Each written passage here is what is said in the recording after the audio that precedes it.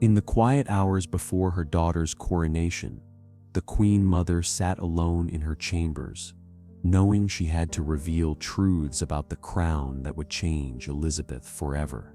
Now you will hear a dramatized reflection inspired by the emotions, relationships, and public struggles behind this chapter of royal history. The clock in the Queen Mother's private sitting room showed 2:47 a.m. Outside, London slept fitfully in anticipation of the greatest spectacle Britain had seen in decades. Inside Buckingham Palace, Elizabeth Bowes-Lyon, the woman the world knew as the Queen Mother, sat by the window in her silk dressing gown, waiting. She had sent word to her daughter hours earlier, a simple message: "Come to me before you sleep. We must talk privately." When the knock finally came, soft and uncertain, the Queen Mother's heart clenched with an emotion she had spent decades learning to suppress: fear, not for herself, but for the young woman about to walk into a trap disguised as destiny. Elizabeth entered quietly, still wearing the dress from the final coronation rehearsal. At 27 years old, she looked impossibly young to carry what tomorrow would place upon her head. The Queen Mother studied her daughter's face, searching for cracks in the composed exterior, finding none. Elizabeth had already learned the most dangerous lesson: how to hide. "Sit with me, darling," the Queen Mother said, gesturing to the chair beside her. "Not as your mother to the Queen, but as one woman to another, before it becomes impossible to speak truthfully." Elizabeth sat, confusion flickering across her features. They had discussed the coronation endlessly, every gesture rehearsed, every word of the ceremony memorized. What could possibly remain unsaid? The Queen Mother took her daughter's hand, feeling how cold it was despite the warmth of the room. "What I am about to tell you no one else will ever say aloud. Not your advisors, not your ministers, not even Philip, because they cannot know what I know. They have never worn a crown, they never wanted." Elizabeth's eyes widened slightly. It was the closest thing to shock her training permitted. "You think you understand what tomorrow means?" the Queen Mother continued, her voice low and steady. "You have been prepared since you were 10 years old, since your uncle abdicated and your father became king. You watched him carry the burden. You studied, you trained, you steeled yourself. But preparation is not the same as truth, and the truth is this: the crown will take everything you love and give you nothing but duty in return." Imagine the weight of that moment, a mother looking at her daughter and seeing not a future queen, but a sacrifice being led to an altar from which there would be no escape. The Queen Mother had not planned to be this honest. She had intended a gentler conversation, words of encouragement wrapped in maternal warmth.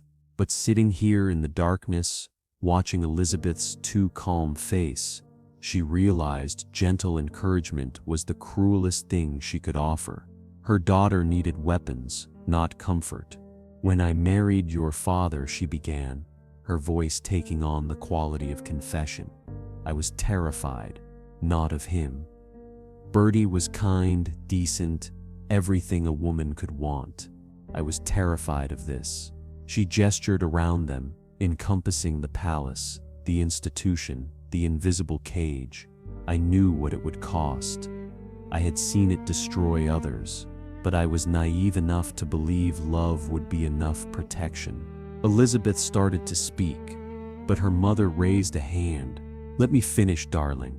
You need to hear this tonight, because tomorrow when that crown touches your head, the woman I am speaking to will cease to exist in certain fundamental ways. You will become an institution, a symbol, a living embodiment of something larger than yourself, and that transformation is irreversible." The Queen Mother stood, moving to the window where she could see the preparations continuing in the darkness below. Scaffolding for spectators, barriers for crowds, the machinery of spectacle being assembled while the city slept. "Your father never wanted to be king," she said quietly. "The abdication forced the crown upon him, and it killed him, not quickly, slowly, year by year. The stress, the responsibility, the impossible demands. He had a speech impediment that terrified him, yet he had to broadcast to the nation during the war. He wanted privacy, family life, simple pleasures. Instead, he got ceremony, scrutiny, and criticism. The crown consumed him entirely." She turned back to Elizabeth. "And I watched it happen. I was his wife, but I was also trapped inside the same system. I could not save him, because saving him would have meant destroying the monarchy, and that was unthinkable. So I stood beside him, smiled for photographs, performed my duties, and watched the man I loved disappear into the role he never wanted. But no one knew the real consequence of that terrible choice or what it taught the Queen Mother about the true price of sovereignty. You will face the same choice," she continued, her voice hardening with urgency, "not once, but constantly, every day for the rest of your life. Your marriage, your children, your own happiness, all of it will be secondary to the institution. Philip will struggle with walking behind you. Your children will grow up knowing the crown matters more than they do. You will watch them suffer, and you will be unable to comfort them the way a mother should, because you will always be queen first." Elizabeth's composure finally cracked, just slightly. "Mother, I love Philip. Our marriage is strong. I loved your father," the Queen Mother replied. "Not unkindly. That is not enough. Love does not protect you from the crown's demands. It makes the sacrifices hurt more. That is all. Philip married a princess. Tomorrow he wakes up married to the Queen. He will resent it. Not immediately, perhaps not consciously, but the institution will make him resent it. He is a man of action, a naval officer, accustomed to command, and he will spend the rest of his life walking 2 steps behind you, bowing to you in public, subordinating everything he is to what you represent." What happened next would reveal how desperately the Queen Mother needed her daughter to understand. She crossed the room and took Elizabeth's face in her hands, forcing eye contact. "I am telling you this, not to frighten you, but to prepare you for truths no one else will speak. The crown is not a privilege.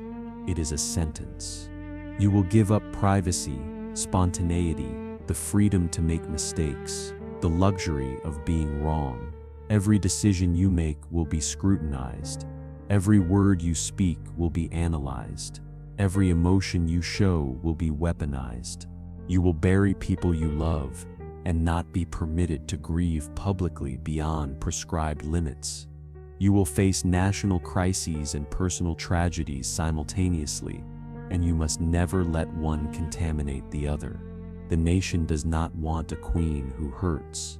They want a queen who endures." Elizabeth's eyes were bright, with unshed tears, but she did not let them fall. Already, the training held. The Queen Mother softened slightly, sitting back down and pulling her daughter close. "I am not telling you to refuse the crown. That is not possible. Your destiny was sealed the moment your uncle chose Mrs. Simpson over duty. But I am telling you to go into tomorrow with clear eyes. Know what you are sacrificing. Name it. Acknowledge it. Because if you pretend the sacrifices do not exist, they will destroy you slowly, the way they destroyed your father." Imagine the impossible conversation unfolding between them. A mother trying to compress decades of hard-won wisdom into a few precious hours, while her daughter listened with the growing horror of true understanding. "There will be moments," the Queen Mother continued, "when you will hate the crown, when you will look at ordinary people living ordinary lives and feel such envy you can barely breathe, when you will want to scream at the injustice of being trapped in a role you never asked for. Those moments will come. Let them come. Feel them privately, fully. Then set them aside and do your duty anyway. You will make decisions that cost people you love their happiness. Perhaps your own children will have to choose between love and duty. You will want to tell them to choose love. You cannot. The institution will demand you enforce its rules, even when they break your heart. She paused, remembering when Margaret wanted to marry Peter Townsend. Your father and I had to say no, not because we did not understand her love, but because the church forbade it, and the church and crown are bound together. Margaret never fully forgave us. The same pain may wait for you with your own children. The crown protects no one, least of all those who wear it. Elizabeth's voice was barely a whisper. How did you survive it? The Queen Mother smiled sadly. I learned to separate myself. The woman Elizabeth Bosley still exists somewhere inside me, but the Queen Mother, the public figure, is different. A performance, a role I play so convincingly that sometimes I forget where one ends and the other begins. You will learn the same division. Elizabeth the woman and Elizabeth the Queen will become two separate entities sharing one body. That splitting is how you survive. It is also how you lose yourself. But no one knew the real consequence of this internal division or how it would shape Elizabeth's entire reign. The Queen Mother stood again, pacing now, the words flowing faster as if time was running out. You will be lonely in ways that are difficult to explain, surrounded by people constantly, yet truly known by almost no one. The isolation of sovereignty is absolute. Even Philip, who loves you, cannot fully understand what it feels like to be you. No one can. There is no one else in your position, no peer, no confidant, who shares your exact burden. Your prime ministers will come and go. You will outlast them all.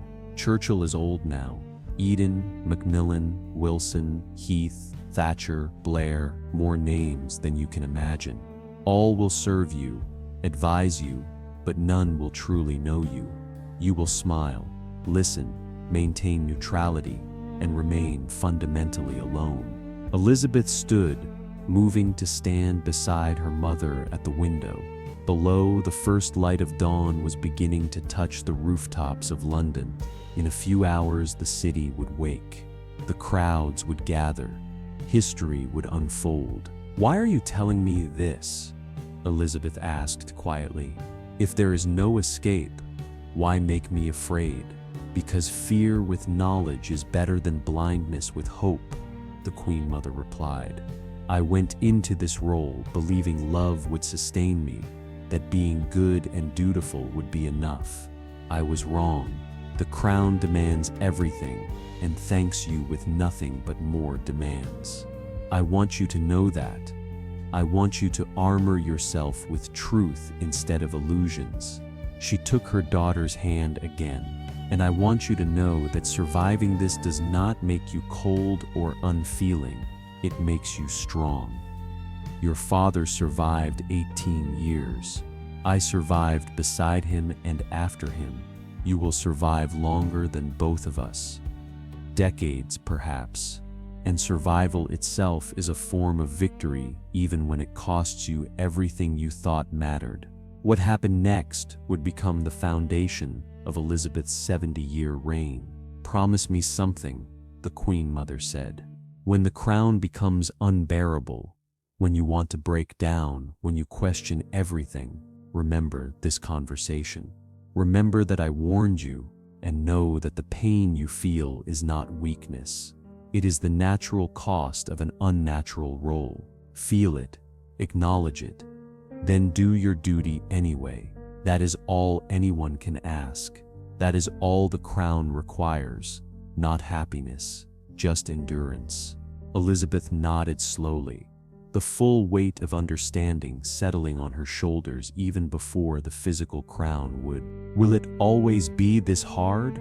She asked, sounding young again, vulnerable.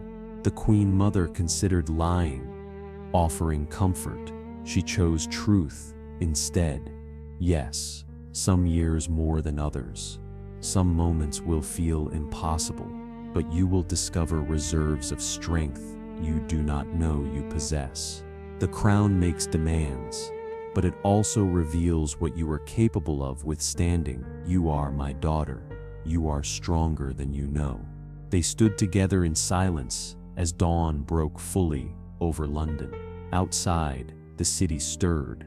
Soon, staff would arrive. The day's machinery would begin. The private moment would end. "I have one more truth," the Queen Mother said. "Perhaps the hardest. Your relationship with your children will suffer, not because you do not love them, but because the crown will always intervene. They will need a mother, and you will have to be queen. Charles especially will struggle with this. He will need softness, understanding, patient guidance, and you will be trained to give him strength, discipline, preparation for his future role. The gap between what they need and what you can give will haunt you." Elizabeth's voice was pained. "How do I prevent that?" "You cannot," her mother replied simply. "That is what I am trying to tell you. Some damage is inevitable. Some sacrifices are required. The only choice you have is whether to accept that with open eyes or to torture yourself with the illusion that you could have done it differently." The Queen Mother moved to her dressing table, picking up a small leather journal. "I have kept this since your father died. Private thoughts, the things I could never say aloud. When I am gone, burn it. But while I live, it serves as proof that the woman inside the role still exists, still feels, still questions. I suggest you find something similar, a way to preserve the parts of yourself that the crown cannot be allowed to consume." She handed the journal to Elizabeth, who held it carefully, understanding the gift's significance. "Now," the Queen Mother said, her voice shifting to something more practical, "you should sleep. In a few hours, the world will watch you become something they need you to be. Let them have their pageantry, their symbol, their queen. But in here," she touched Elizabeth's chest lightly, "remember you are still the girl who loves horses, who laughs at Philip's jokes, who wants nothing more than a quiet life with her family. That girl will have to hide, but she must not disappear entirely, or there will be nothing left of you when the crown finally releases you." Elizabeth embraced her mother tightly, neither speaking, both understanding that this was goodbye in a fundamental sense. The daughter who had entered this room would not leave it. The queen who emerged would be something else entirely. When they finally separated, the Queen Mother straightened her daughter's dress, a gesture both maternal and symbolic. "You will be magnificent," she said firmly. "Not because the role is easy, but because you will endure what no one should have to endure and still remain standing. That is the true measure of sovereignty, not grace or wisdom, but simple, relentless endurance." Elizabeth nodded, composure restored, the mask firmly in place. She moved toward the door, then paused. "Did you ever regret it?" she asked quietly. "Marrying father, becoming queen consort." The Queen Mother met her daughter's eyes steadily every single day.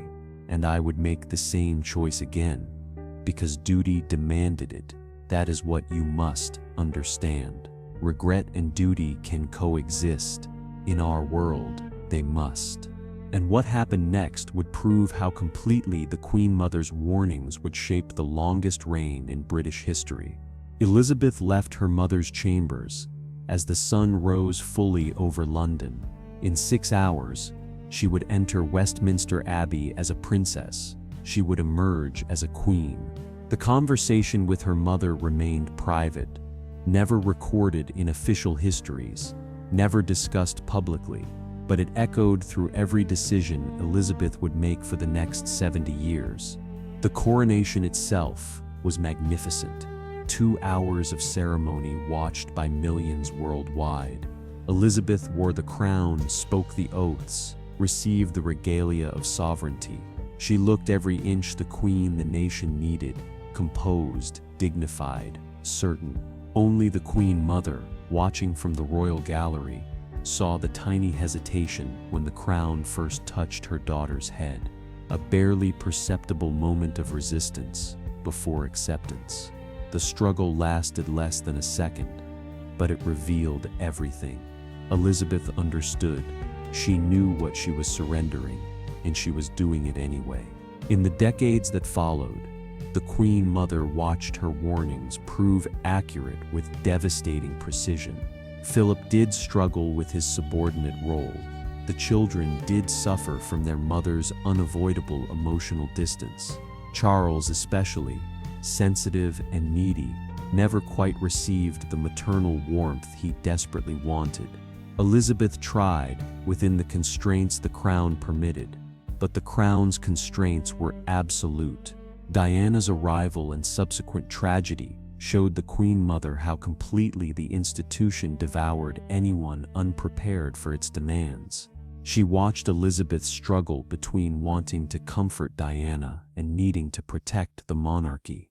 The same impossible choice the Queen Mother had faced with Margaret's romance.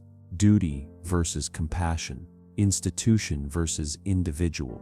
The Queen Mother never asked if Elizabeth regretted that early morning conversation.